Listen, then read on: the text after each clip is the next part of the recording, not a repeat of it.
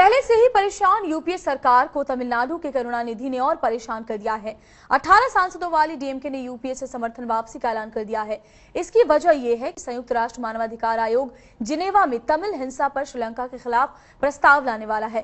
करुणानिधि चाहते हैं कि भारत इस प्रस्ताव का समर्थन तो करे ही, संसद में भी श्रीलंका के खिलाफ प्रस्ताव लाए। மத்திய அமைச்சரவையில் இருந்தும் ஐக்கிய முற்போக்கு கூட்டணியில் இருந்தும் உடனடியாக விலகிக் கொள்வதென முடிவு செய்யப்பட்டு அறிவிக்கப்படுகிறது।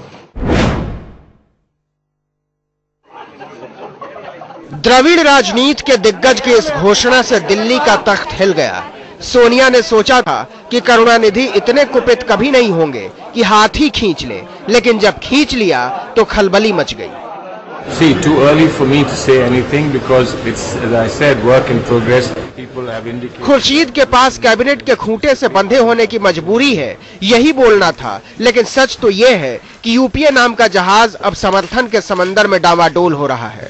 लोकसभा में अध्यक्ष मीरा कुमार को छोड़कर सदस्यों की मौजूदा संख्या है 540, मतलब बहुमत के लिए चाहिए 271 का आंकड़ा। इसमें कांग्रेस के पास सिर्फ 203 सांसद हैं। डीएमके के 18 सांसदों और बीसीके के 1 सांसद के समर्थन वापस ले लेने के बाद यूपीए में बचे एनसीपी के 9, आरएलडी के 5 और 10 अन्य, मतलब यूपीए की कुल ताकत 227 की है। अब बाहर से समर्थन देने वालों का हिसाब देखिए। यूपी की दोनों सबसे बड़ी पार्टियां, मुलायम सिंह की समाजवादी पार्टी की 22 और मायावती की बहुजन समाज पार्टी की 21, देवेगौड़ा की जनता दल सेकुलर और लालू की आरजेडी की 3-3 सीटें और 9 निर्दलीय सांसद, कुल मिलाकर 58। अब यूपीए के अंदर और बाहर दोनों को मिला दीजिए तो ये संख्या 285 बनती है। ये आंकड़ा बहुमत से तो बहुत ज्यादा है, लेकिन अब इसका रिमोट कंट्रोल समाजवादी पार्टी और बहुजन समाज पार्टी के पास आ गया है।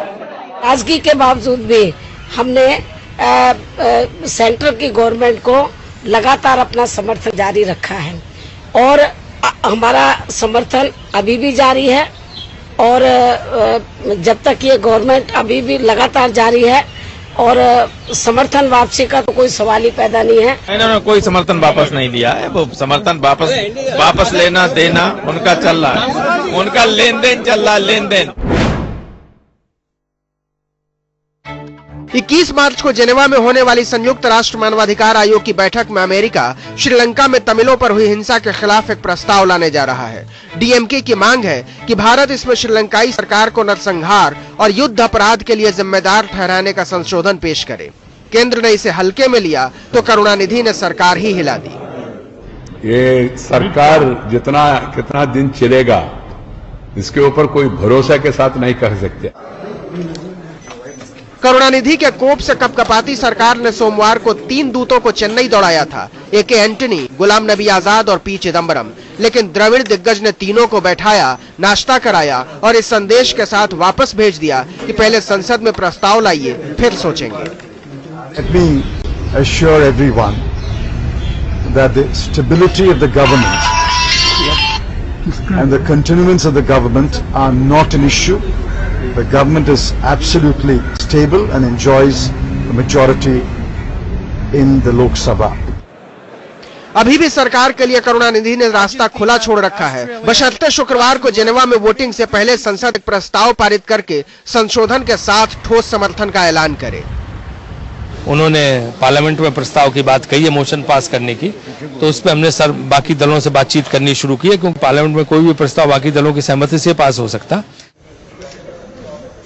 अब यूपीए फंस गया है। उसे डर है कि अगर उसने तमिल हिंसा को लेकर श्रीलंका सरकार पर दबाव बढ़ाया तो पाकिस्तान और चीन जैसे देश कश्मीर और पूर्वोत्तर राज्यों के मसले अंतर्राष्ट्रीय मंच पर उठा सकते हैं।